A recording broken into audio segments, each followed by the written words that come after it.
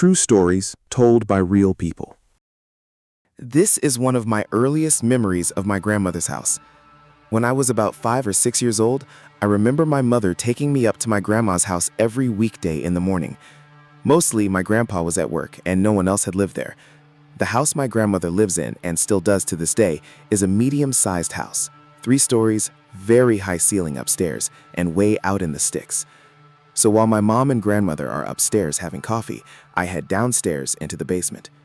The basement isn't your typical creepy cement-floored basement, but has carpeting, a few rooms where my aunts and cousins would sleep in when they stayed over, and has a TV and couches downstairs in a sort of like a living room area. But it has this one room that frightens me to this day. The room has basically the power box in it, and a bunch of wires, pipes, and mechanical shit in it. The floor was cement, and it was very cold in there. So while I'm chilling in the basement living room, presumably looking for some toys to play with, I hear my name being said from that room. "Hero," it says, in a deep voice. I look to the room, and then I hear it again. At this point, I start panicking, and for some reason my mind associated a deep voice saying my name with my father, so I ask, "Dad?" And there isn't a reply. It says it again, and I bolt out of there, passing the room on my way up the stairs. My mother and grandma asked me what was wrong, and I told them someone was saying my name. They didn't believe me when I was young, but I swear to God I heard something say my name. The most scared I've ever been in my life, and I have legitimately no explanation for it. Story 2. Footsteps in the Locked Attic. About 4 years ago, I was sleeping in my room around 11 a.m. I sleep with earplugs because I need complete silence to fall asleep. Even small noises can make me uncomfortable enough as to not fall asleep. Anyway, we live in a house that's a bit over 30 years old and has always been in our family. Both my uncle and grandpa died in close proximity, but not inside the house, before I was born. The first floor had been unfinished ever since they passed. The only way to access the area we were using as an attic at the time was to take a 4-meter-long ladder outside the house and climb through a locked hatch in the wall. It was supposed to be a hole for the window at one point. So I wake up that morning because I hear walking upstairs, and immediately I think to myself, weird. The only person home with me is Mom, and she is 5 months pregnant.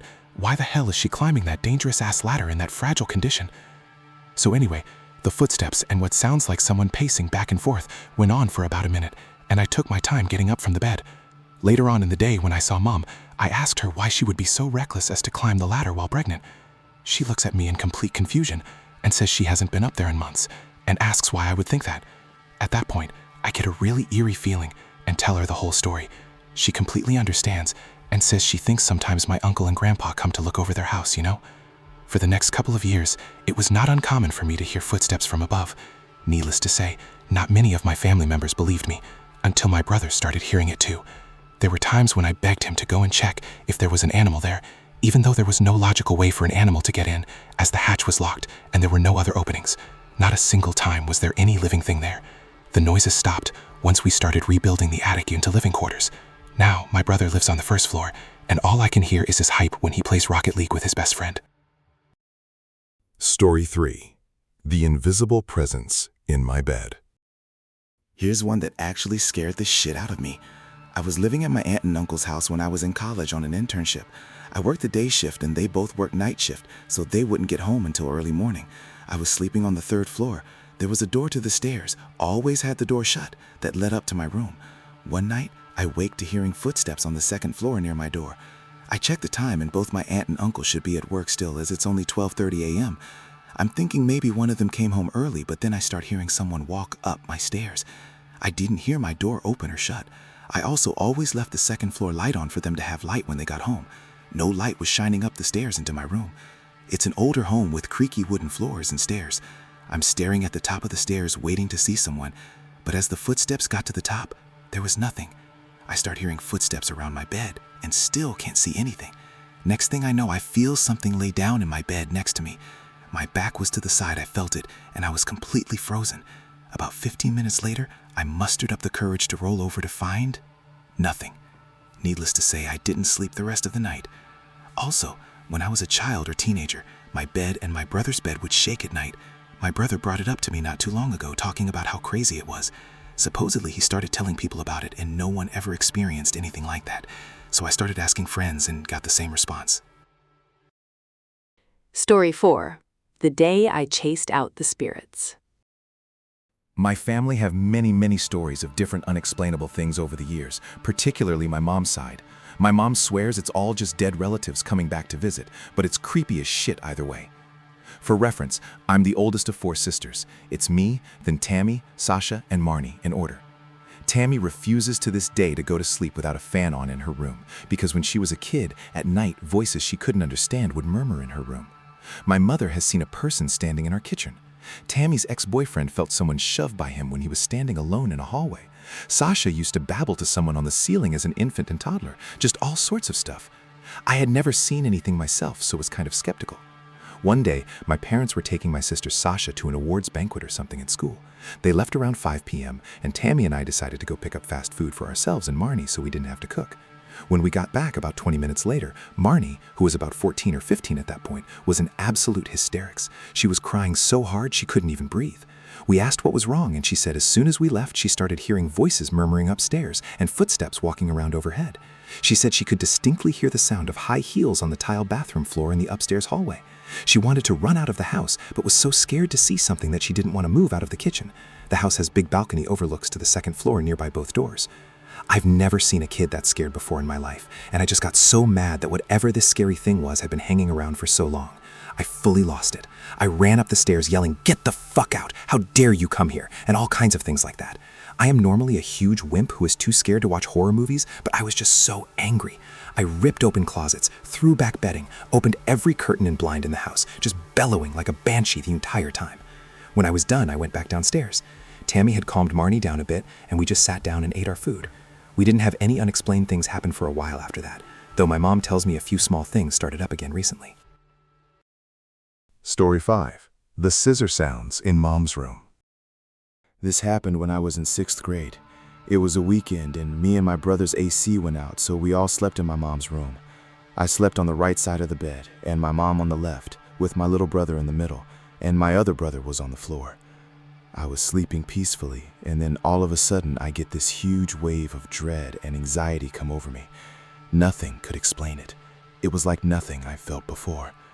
I woke up but decided to not move around and attempt to go back to sleep. That's when I heard it. The sound when scissors open and close. I had to force myself to not move and scream. At this point, I'm really freaked out and realized that no one else had heard it besides me. It was way fucking loud. I decide to continue to not get up and investigate the sound, unlike the shit in horror movies, and the scissoring noise continued for about 10 minutes, and I was starting to get used to it and fall back asleep. Then, I heard footsteps. The footsteps and scissor noise was getting closer and closer. I had to cover my mouth from letting out a yelp.